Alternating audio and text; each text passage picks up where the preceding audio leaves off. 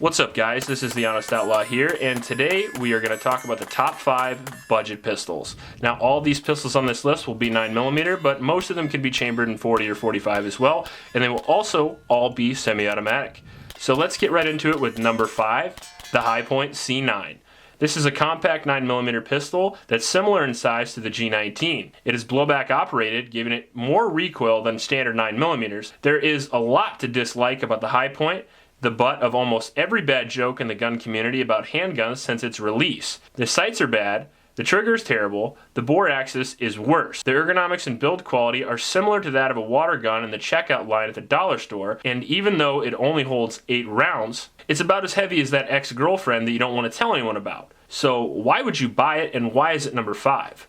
Well, the answer to that is price and reliability. It's cheap and it just works. The two most important categories to a lot of people, and the Hi-Point, for all of its faults, does both of those two pretty well. It's around $120 in most places, making it pretty affordable for almost everyone. Say what you want about its ridiculous colors, marketing, or operation. It's been counted on for self-defense by droves of law-abiding citizens since its release. If you don't have a lot to spend, or just don't want to, and you still want a reliable firearm that will just go bang when you need it, the Hi-Point C9 is worth a look.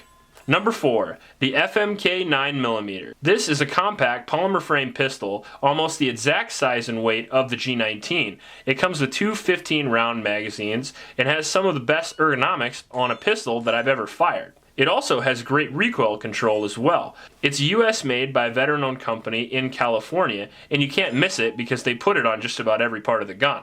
Still though, it's awesome to support a veteran-owned company, especially when they make it right in the middle of California. I've heard a lot of people call this pistol the American Glock, and it kind of fits. It has a great rubber backstrap that makes the gun more comfortable to shoot, probably the most comfortable in its class. It has very low recoil and a decent trigger. However, the reliability and track record do not hold up to the Glock, and it kind of holds this gun back a little bit. Now don't get me wrong, the reliability is okay, but it's not as good as most of the other pistols on this list. So if you're looking for a gun with good ergonomics that handles very similar to a Glock, but is about half the price, the FMK might be worth a look.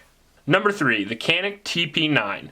This is a 17+1 9mm striker-fired, polymer-framed, full-size pistol that has been killing Glocks all over YouTube since around 2015, at least if you look at the cover photos. One of the best budget pistols on the market today. It's imported from Turkey by Century Arms, a company that I trust about as far as I can throw them, and I can't throw a building very far. Regardless of the blatant marketing and rough track record of Century Arms, this is really a fantastic pistol for the price. It has a lightweight polymer frame similar in size to the G17, one of the best triggers on the market for striker-fired guns, even better than the Glock. Probably only beat by really premium triggers like the PPQ and VP9. It has great sights as well, ergonomics, and the reliability isn't bad either unless you count the compact frame CANIK Elite. The full-size pistols are extremely reliable. The best part may be the price. Compared to the $500 Glock, this gun gives you almost everything you would need for around $300.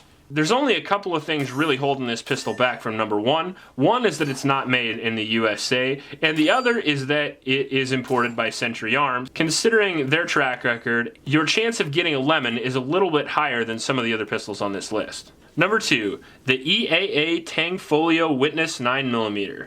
I know the name's a little long, but this budget-minded copy of the famous CZ cuts out all the frills that you don't need and leaves all the ones that you do. You better thank the old Soviet Union for their patent system, because without them you might not have all the awesome CZ clones that you have today.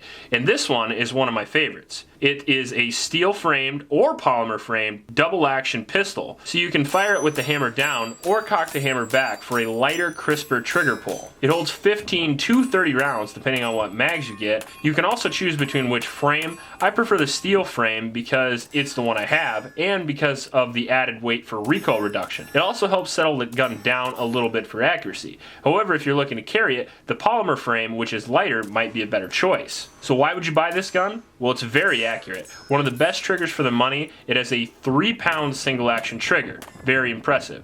Great ergonomics and recoil control, very similar to the CZ75, allowing for extremely fast follow-up shots just in case you don't get it done on the first shot, like Raylan from Justified. It even takes easy to find CZ magazines and accessories, allowing you to customize it any way that you want. It is definitely the best budget pistol for competition on the market. It's also great for new shooters for all types of competition, whether it be USPSA, IDPA, just plinking on the range to impress your friends, or in a home defense role. Since it has a rail you can attach a light to it, it would work really well for that as well. Really the only thing holding this gun back is that it's pretty difficult to find. Sadly, you won't be able to find it at your local Walmart. Gunbroker may be your only option. And finally, number 1.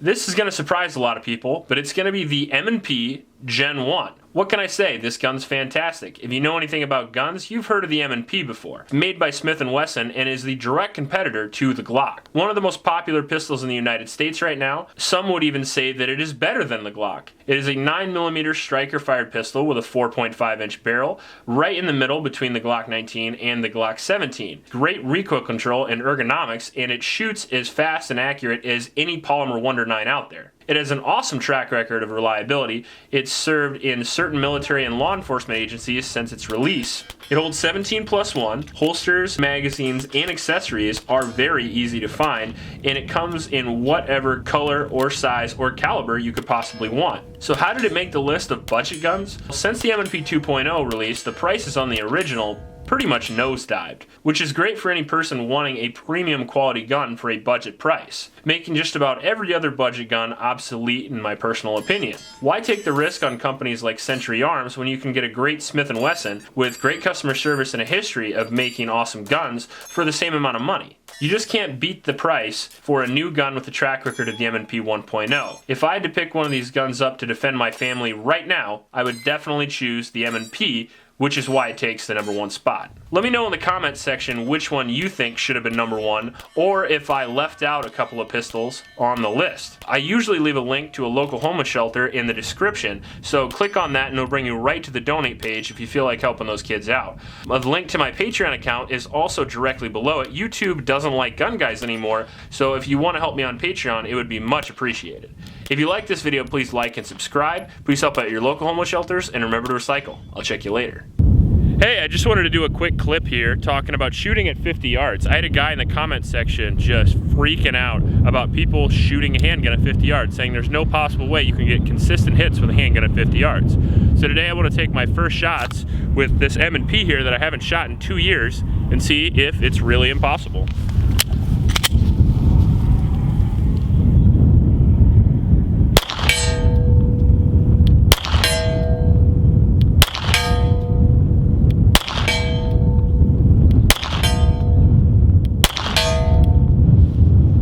Looks pretty possible to me.